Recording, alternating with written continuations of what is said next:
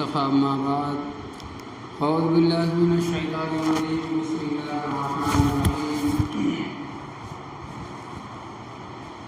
وذكر فإن الذكرى تنفع المؤمنين وما خلقت الجن والإنس إلا ليعبدون سبحان ربك رب العزة عما يصفون وسلام على المرسلين والحمد لله رب العالمين اللهم صل على سيدنا محمد وعلى آل سيدنا محمد وبارك وسلم اللهم صل على سيدنا محمد وعلى آل سيدنا محمد وبارك وسلم۔ اللہ تبارک و تعالیٰ نے قرآن کریم میں ارشاد فرمایا کہ وذکر فإن الذکرى تنفع المؤمنین، کہ اے مسلمانوں، اے مومنوں، نصیحت کرو، لوگوں کو آپس میں سمجھاؤ، اور نصیحت ایک اتنی بڑی چیز ہے کہ تنفع المؤمنین، مومنوں کے لیے بہت فائدہ مند ہے، بہت اچھی چیز ہے نصیحت۔ وما خلقت الجن والانس الا ليعبدون، نصیحت کیا کرنی ہے، بتانا کیا ہے اپنے بڑوں کو، بچوں کو۔ فرمایا کہ وما خلقت الجن والانس الا ليعبدون، اللہ تبارک و تعالیٰ نے جو ہمیں پیدا کیا ہے، مقصد کیا ہے پیدا کرنے کا، ہمیں اللہ تبارک و تعالیٰ نے کیوں پیدا کیا ہے؟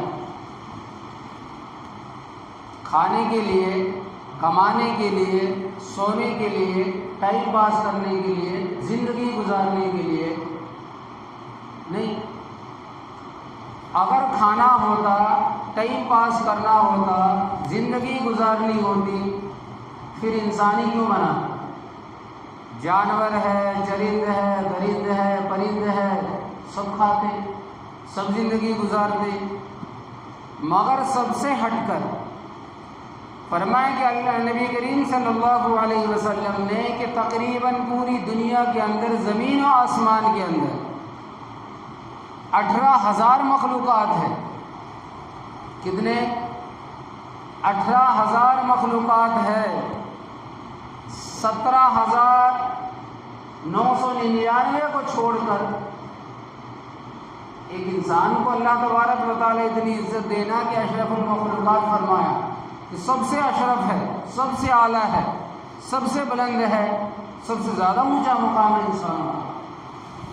اس وجہ سے کہ آپ دیکھیں کہ جو نبوت ملی ہے وہ جناتوں کو نہیں، فرشتوں کو نہیں، بلکہ نبوت جو ملی ہے وہ انسانوں کو، بشر کو ملی ہے نبوت۔ ہے کوئی جنوں میں نبی؟ کوئی بھی نہیں۔ فرشتوں میں کوئی نبی؟ کوئی بھی نہیں۔ بلکہ حضرت انسان کو اللہ تبارک و تعالی نے نبوت کا درجہ دیا ہے۔ کیوں؟ اس وجہ سے کہ یہ جو مخلوق ہے سب سے اشرف ہے، سب سے اعلیٰ ہے، سب سے اونچا مقام ہے ان کا۔ جبھی تو اللہ تبارک و تعالی نے حضرت آدم علیہ السلام کو جب پیدا کیا، روح ڈالی، تو فرشتوں سے کہا کہ بھئی سجدہ کرو، سب نے سجدہ کیا الا ابلیس۔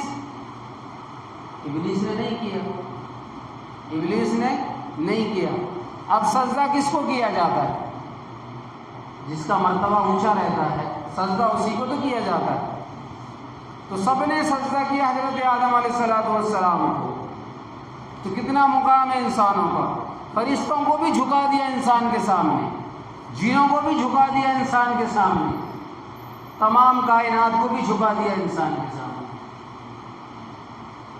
اور اللہ تبارک و تعالی نے ارشاد فرمایا کہ میں نے زمین کو پیدا کیا، آسمان کو پیدا کیا، اس کے اندر تمام چیزوں کو پیدا کیا،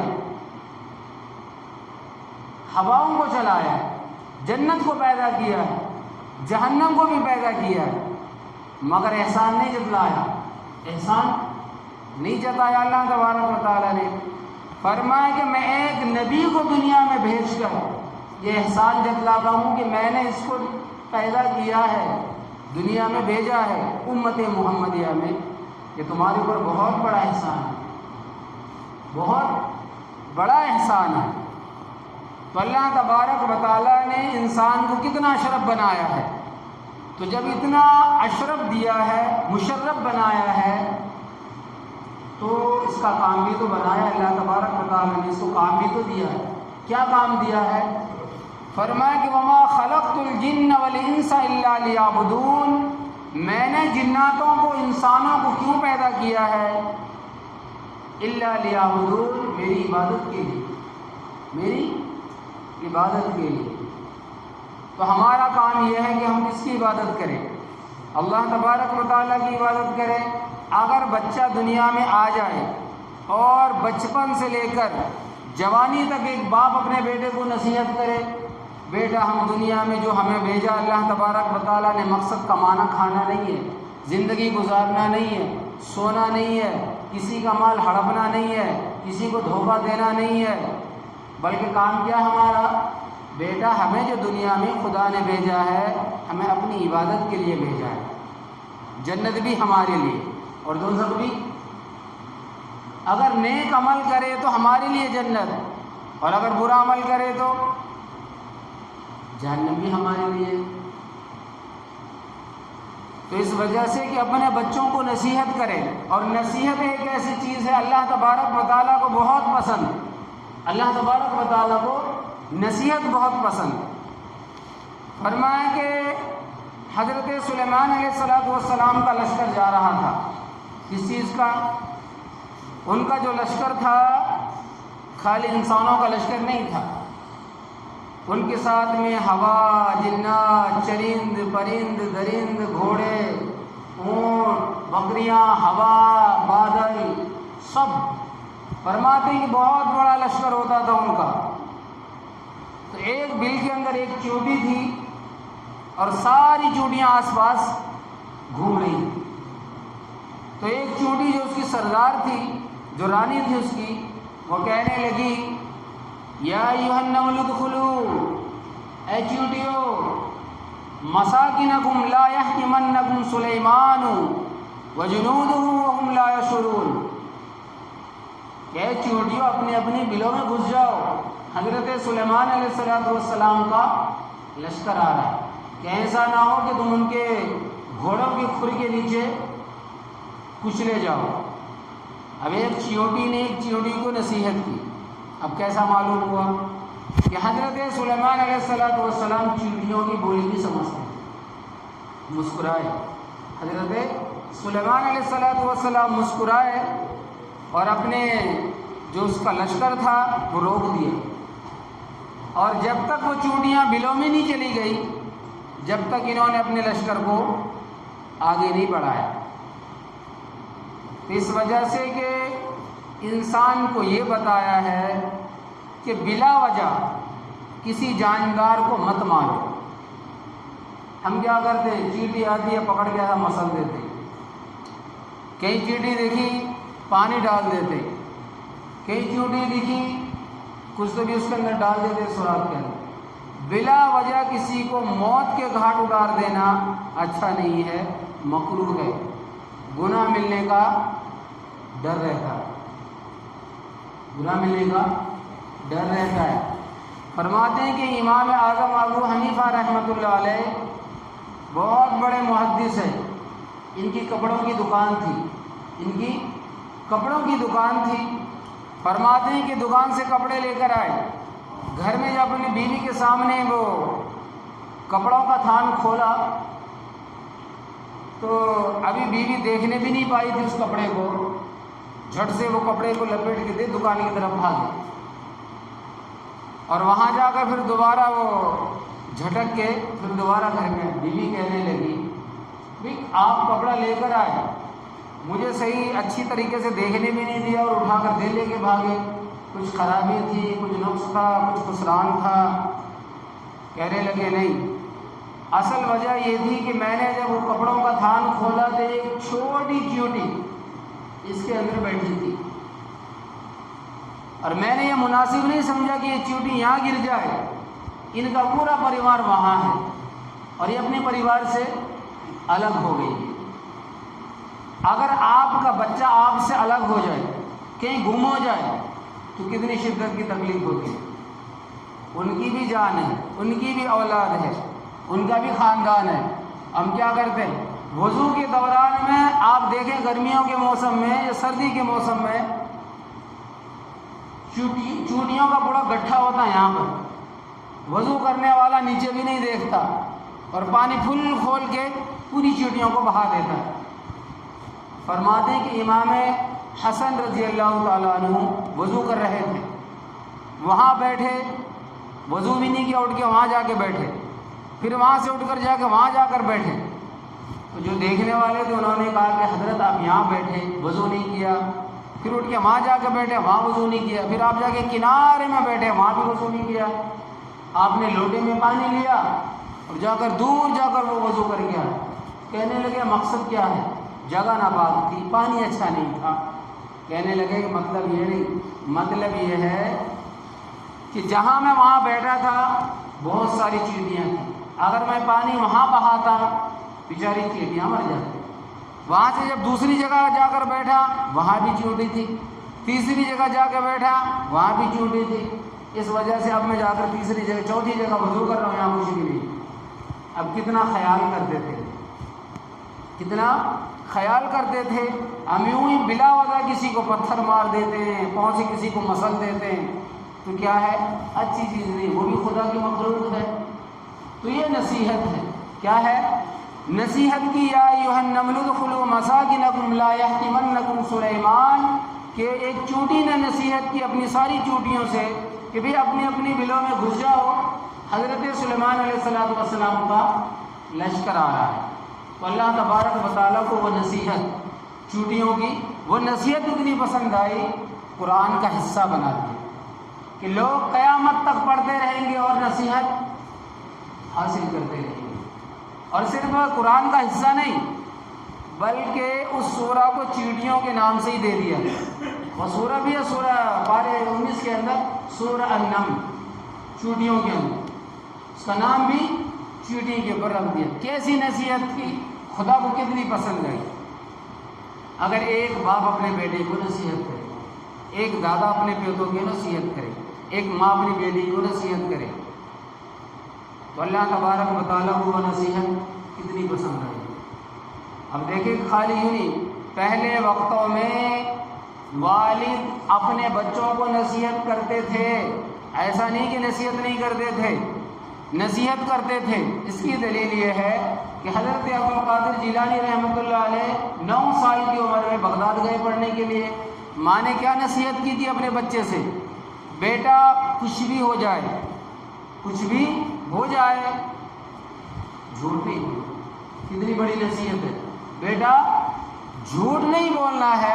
کتنی بڑی نصیحت. ہمارے سامنے تھا جھوٹی جانا، وہ کیا ایک مرتبہ بول لیے تو لوگوں کو ایسا گھما دیتا ہوں، میرا کام بن جانا لوگوں کو گھوم جانا بس. تو گھمانا نہیں ہے، آپ ایک مرتبہ گھمائیں گے اللہ تبارک و تعالیٰ بار بار آپ کو ذلیل کرتا رہے گا. زندگی گزارنے پہ اللہ تبارک و تعالیٰ مجبور کر دے گا وہ جھوٹ بولنے والوں کو. فرمایا کہ نبی کریم صلی اللہ علیہ وسلم نے، ایک صحابی نے پوچھا نبی کریم صلی اللہ علیہ وسلم سے، کیا مسلمان بزدل ہو سکتا ہے؟ بزدل ہو سکتا ہے؟ تو نبی کریم صلی اللہ علیہ وسلم نے فرمایا کہ مومن کی صفات نہیں ہے بزدل ہونا، مومن کی عادت نہیں ہے، مومن کی شان نہیں ہے بزدل ہونا. فرمایا کہ مگر ہو سکتا ہے. کیا ہو سکتا ہے؟ بزدل ہو سکتا ہے. فرمایا کہ ٹھیک. مسلمان بخیل ہو سکتا ہے؟ فرمایا کہ مسلمان کی شان نہیں ہے بخیل ہونا. بخیل کہتے ہیں کنجوس آدمی کو، جو کبھی مال نہیں نکالتا، زکوٰۃ نہیں دیتا، خیرات نہیں کرتا، صدقہ نہیں دیتا. اور اس کی زندگی آپ دیکھ لیں، جو شخص صدقہ و خیرات نہیں کرتا، زکوٰۃ نہیں نکالتا، پوری زندگی پریشانی کے عالم میں گزرتا، پوری زندگی پریشانی کے عالم میں گزرتا. وہ پیسے جو خیرات صدقہ نہیں کرتا وہ ڈاکٹروں کو جا کے دیتا ہے. کس کو دیتا ہے؟ ڈاکٹروں کو جا کے دیتا ہے. 1000 روپے خرچ نہیں کرتا، 10,000 لگاتا. اس کی پریشانی اللہ تبارک و تعالیٰ وہاں جا کر نکالتا ہے۔ درد الگ اور پریشانی الگ اور پیسے الگ۔ فرمایا کہ نبی کریم صلی اللہ علیہ وسلم نے کہ صدقہ آنے والی بلا کو ٹال دیتا ہے، صدقہ آنے والی بلا کو ٹال دیتا ہے، سر کے اوپر سے ہٹا دیتا ہے۔ تو کیا فرمایا کہ مسلمان بخیل ہو سکتا ہے، کنجوس ہو سکتا ہے؟ تو نبی کریم صلی اللہ علیہ وسلم نے فرمایا کہ مسلمان کی صفات نہیں ہے، مسلمان کی صفات نہیں ہے بخیل ہونا، مگر ہو سکتا ہے کب؟ قرب قیامت میں، کب؟ قرب قیامت میں۔ اور یہ قرب قیامت کی نشانیوں میں سے بہت بڑی نشانی ہے کہ جو قیامت قریب آتی جائے گی مالدار لوگ بخیل ہوتے جائیں گے، مالدار لوگ بخیل ہوتے جائیں گے، کنجوسی کرتے جائیں گے۔ اور تیسری چیز پوچھا صحابہ کرام نے کہ مسلمان جھوٹا ہو سکتا ہے، مسلمان جھوٹا ہو سکتا ہے؟ فرمایا کہ نبی کریم صلی اللہ علیہ وسلم ٹیک لگا کے بیٹھے ہوئے تھے، سیدھے کھڑے ہو گئے۔ فرمایا کہ مسلمان سب کچھ ہو سکتا ہے، مومن سب کچھ ہو سکتا ہے مگر جھوٹا نہیں ہو سکتا، سب کچھ ہو سکتا ہے مگر جھوٹا نہیں ہو سکتا۔ سب سے زیادہ برائی اور سب کی جو برائیوں کا جو جڑ ہے وہ جھوٹ ہی ہے۔ انسان جھوٹ بولنا چھوڑ دے تو برائی کرنا چھوڑ دے گا۔ نبی کریم صلی اللہ علیہ وسلم کے پاس ایک شخص آیا، کہنے لگا کہ حضرت میں مسلمان ہونا چاہتا ہوں، میں مسلمان ہونا چاہتا ہوں مگر میرے اندر ایک برائی ہے کہ میں چوری کرتا ہوں، میں چوری کرتا ہوں، میرے اندر عادت ہے، وہ عادت نہیں چھوٹے گی مگر میں مسلمان ہوں گا۔ تو فرمانے لگے کہ ٹھیک ہے تم چوری کی عادت مت چھوڑو مگر میری ایک نصیحت یاد رکھو، مگر میری ایک نصیحت یاد رکھنا، کبھی جھوٹ نہ بولنا، کبھی جھوٹ نہ بولنا۔ فرمانے لگے کہ ٹھیک ہے یہ کون سی بڑی بات ہے، جھوٹے تو نہیں بولنا، سچی بولنا وہ میں بول لوں گا، وہ میرے اندر، مگر جھوٹ نہیں چھوڑوں گا، چوری نہیں چھوڑوں گا۔ فرمایا کہ ٹھیک ہے مت چھوڑ۔ فرمانے لگے کہ اس کی عادت تھی چوری کرنے کی، رات گئے گھر میں، جب وہ سامان اٹھانے لگا تو اس کو یاد آیا وہ میں چوری کر رہا ہوں۔ صبح حاضری بھی دے دی نبی کریم صلی اللہ علیہ وسلم کے پاس، اگر پوچھ لیا رات میں کیا کر کے آئے، اگر میں صحابہ کے سامنے کہوں کہ میں نے چوری کی ہے تو ذلت ہوگی۔ اب سب کے سامنے اگر وہ کہہ دے کہ میں چوری کر کے آیا ہوں، جس کا سامان چوری کیا اگر وہ بھی وہاں موجود رہا تو میں تو پکڑا جاؤں گا۔ اگر میں نے کہہ دیا کہ میں تو رات بھر بستر پہ تھا تو یہ تو جھوٹ ہے، اور وعدہ کیا کہ جھوٹ نہیں بولنا۔ کہنے لگے کہ وہ کشمکش میں چوری چھوڑی اور سیدھا نبی کریم صلی اللہ علیہ وسلم کے پاس آئے، پوچھا نبی کریم صلی اللہ علیہ وسلم پہ، ہاں بھائی رات میں کہاں تھے؟ تو پوری کہانی سنائی، ایسا ایسا واقعہ تھا، ایسا ایسا ہوا۔ تو نبی کریم صلی اللہ علیہ وسلم نے ان کے سر پہ ہاتھ پھیرا اور فرماتے ہیں کہ ان کو دعا دی کہ اللہ تبارک و تعالیٰ تجھے دین اور دنیا کے اندر، آخرت کے اندر آپ کو کامیابی عطا فرمائے۔ فرماتے ہیں کہ آگے چل کر وہ شخص بڑا مالدار ہو۔ اب دیکھیں کہ سب سے بڑی یہ چیز تھی وہ کیا تھی؟ جھوٹ نہیں بولنا۔ اور آج ہماری زندگی میں ایسا کوئی وقت، کوئی گھڑی، کوئی گھنٹہ نہیں جاتا جس میں ہم جھوٹ نہیں بولتے، جھوٹ نہیں بولتے۔ اور ہمارے پاس ایک مشین آ گئی ہے، ایک مشین آئی ہے موبائل کی شکل میں۔ آپ رہیں گے، آپ بازار میں، پوچھا جائے آپ کہاں ہے؟ میں گھر میں ہوں۔ اگر باپ کہے کہ بیٹا تو کہاں ہے؟ میں مسجد میں ہوں، ہے وہ بازار میں، کہہ رہا میں مسجد میں ہوں۔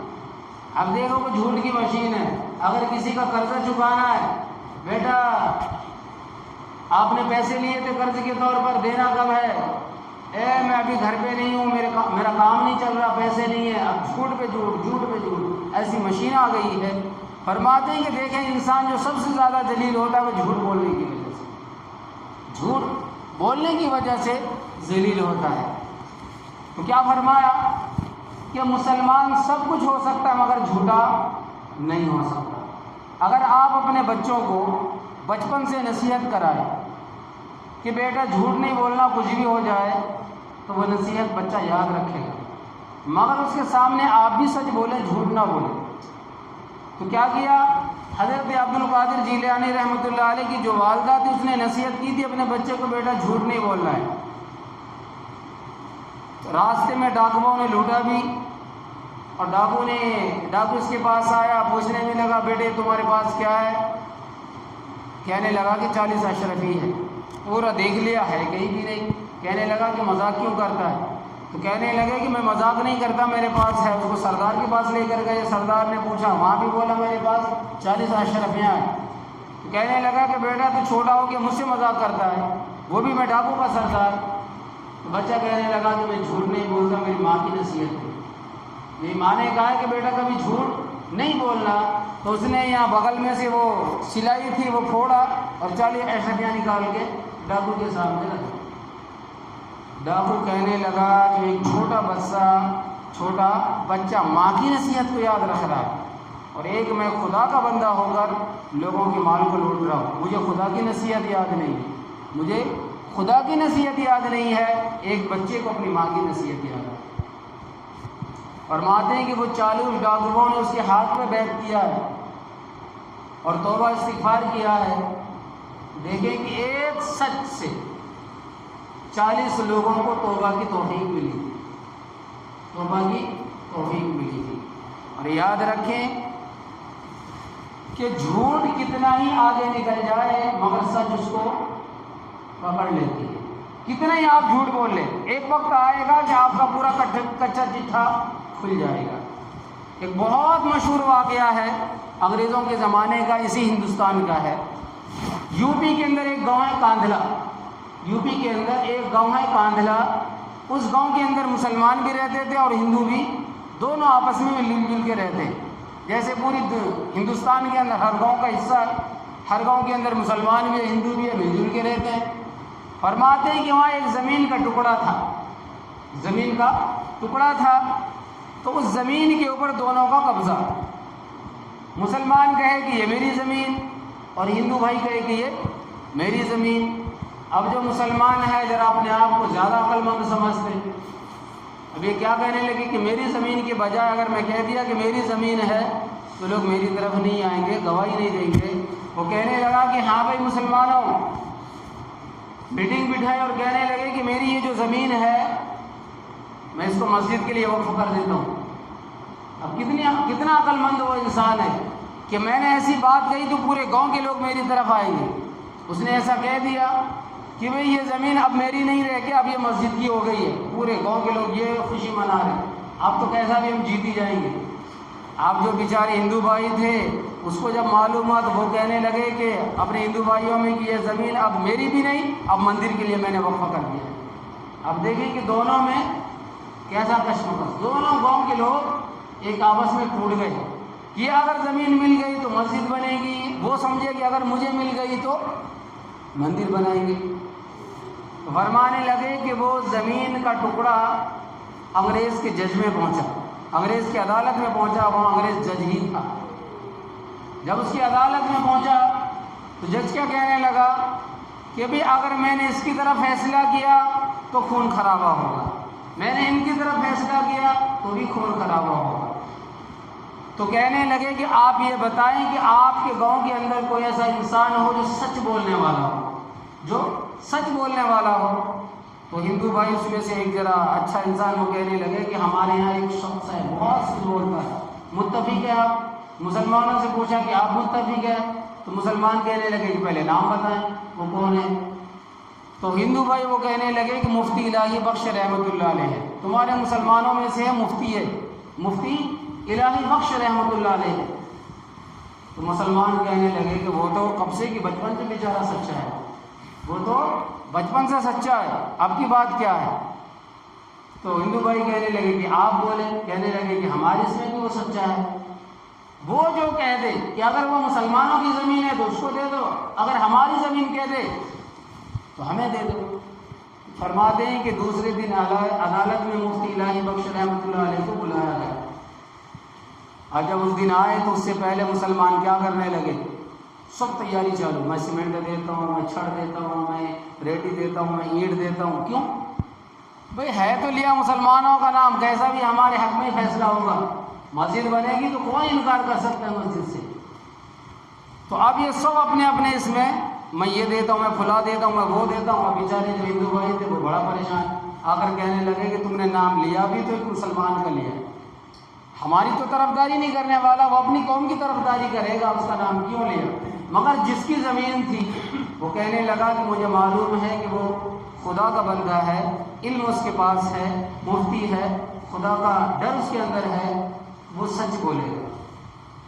دوسرے دن عدالت لگی، مفتی الہی بخش رحمۃ اللہ علیہ کو بلایا گیا، جج نے پوچھا ہاں بھی مفتی صاحب یہ زمین کس کی ہے؟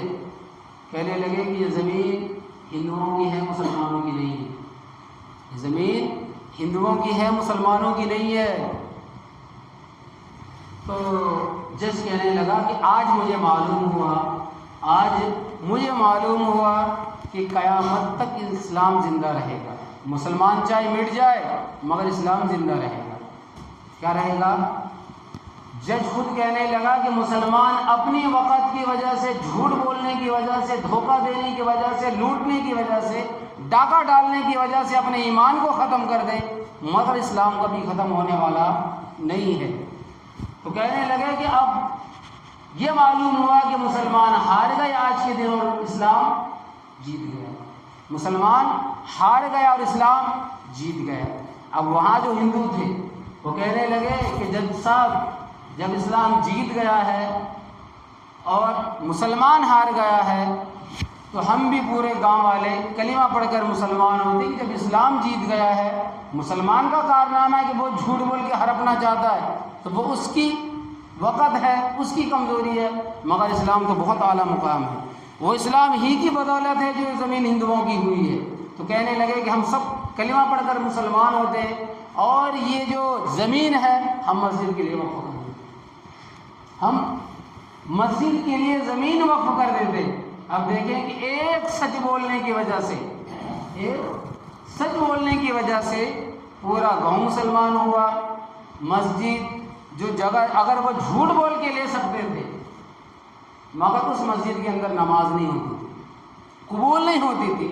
اگر آپ کے پاس ایسی کوئی زمین ہے پوری دنیا میں کہاں بھی جو کسی کی زمین ہڑپی ہوئی ہے، دھوکے دھڑی سے لی ہوئی ہے اور مسجد بنی ہے، کتنی عالیشان مسجد ہو، ایک سجدہ بھی اس کے اندر قبول نہیں ہوتا، ایک سجدہ بھی، کیونکہ اگر آپ سور کو بسم اللہ کہہ کے اگر آپ ذبح کر دے تو وہ سور حلال ہونے والا نہیں ہے، کیونکہ وہ ہے ہی حرام شروع سے۔